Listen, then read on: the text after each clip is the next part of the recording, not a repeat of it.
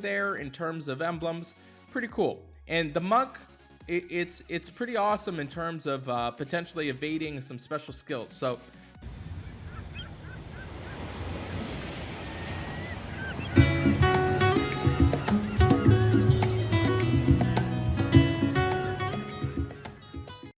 hey, thanks so much for checking out the channel. If you're curious about any other hero in Empires and Puzzles, you can view my website at anchorgame.com. There you will find I have graded every single hero with a calibrated team of graders. This resource will always be free.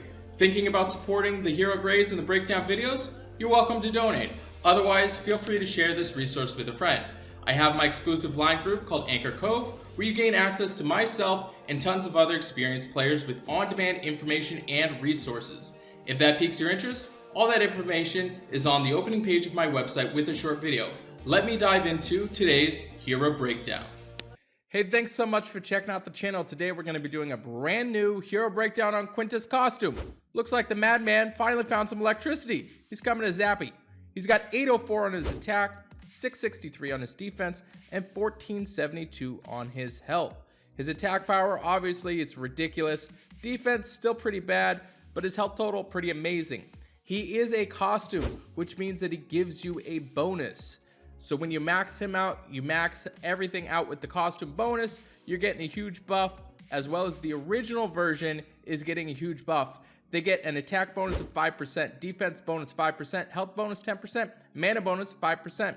Helps you out quite a bit there. This video is sponsored by Raid Shadow Legends. It is a free massive turn-based dark fantasy RPG. To try this game out, all you gotta do, go to the video description, click on special links. You'll receive 100,000 silver and 1 free champion, Accolade. All your treasure, it's available for the next 30 days and for new players only, and it's waiting for you right over here. As far as this hero special goes, he deals 235% damage to all enemies.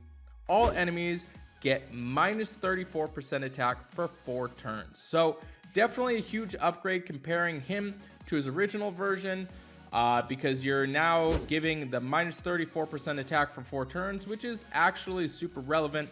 You lose out on a little bit of damage, but it's definitely worth it when you're making up on the attack being down.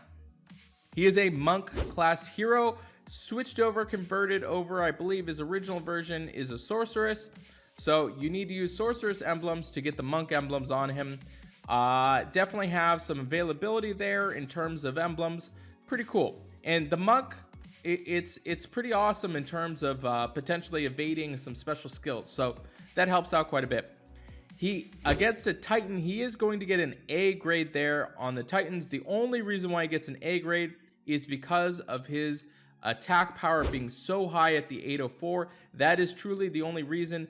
But it also does help out that he does give the minus 34% attack for 4 turns. So I could easily see this hero being fit into your high tile damage slot, especially because I like to flex high tile damage to like a high impacting hero. So that includes heroes that give attack down or critical chance, stuff like that. It's a little bit more the wild card. So if you have that plus the high tile damage, I could see this guy being used for sure against Titans on the yellow Titans. So he does get an A grade there, but the biggest contributor is going to be his high tile damage at 804 once you max everything out. When we look at him offensively, he is going to get a B plus grade there. Definitely a little bit of a difference.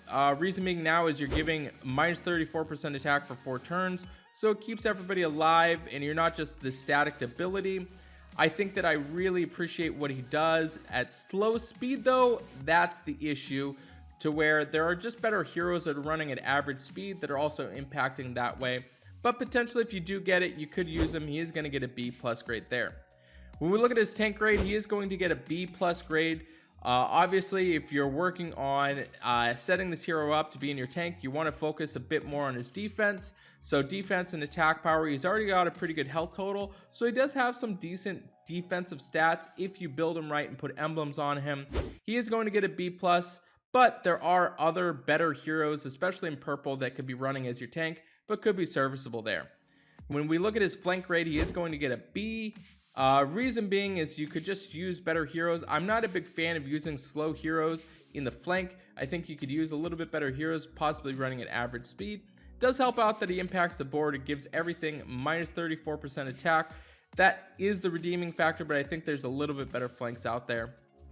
When we look at his win grade, he is going to get still a B grade there. Again, impacting all the board, giving everything minus 34% attack. But the issue is its slow speed, so there might be some usability to possibly throw him into the corner. You don't really prepare for him, and you could just get set up to where you got your attack down. 34% definitely does hurt. When we look at his overall defensive grade, this is a B, possibly flexed into a B+. I think that he does have some usability on defense, but there's just better heroes out there. When we look at his weekly raid grade, he is going to get an A+ on rush attack. Now you're running at very fast speed, you're setting up so you're dealing damage to everything, and you're also giving the attack down for 4 turns. So I could definitely see him being used in the rush attack, especially being at slow speed. He impacts the board quite a bit. Solid hero on rush attack, A+. We look at his buff grade, he is going to get a B+ grade there. The only reason why he is getting a B+ instead of a B is because he is potentially impacting their board. Typically when people run the buff attack, they're making it so that their heroes get enhancements. So he negates out anything that they're doing that is positive to their attack power. So if they have a hero like Bolt Test going off, he's going to negate the 48% attack power increase and then give them also 34% attack decrease. So he does help out in buff a little bit just because of the attack power, but still he's running at slow speed. When we look at his bloody battle grade, he is going to get a B+ grade there. Definitely dinged a little bit because now he's running at slow speed, but he is helping keep your heroes alive by giving them the attack power decrease, and then he is also damaging and doing the special ability on every single hero. So he definitely does put some pressure on bloody battle, but the issue being at slow speed. So his overall grade, he is going to get a B+, definitely a better version than the regular version, which is wild. Just adding that static ability to where it gives the attack down is going to really help out quite a bit. So thanks so much for watching this content. Please make sure you subscribe, you turn the notifications on, and I'll see you on the next video.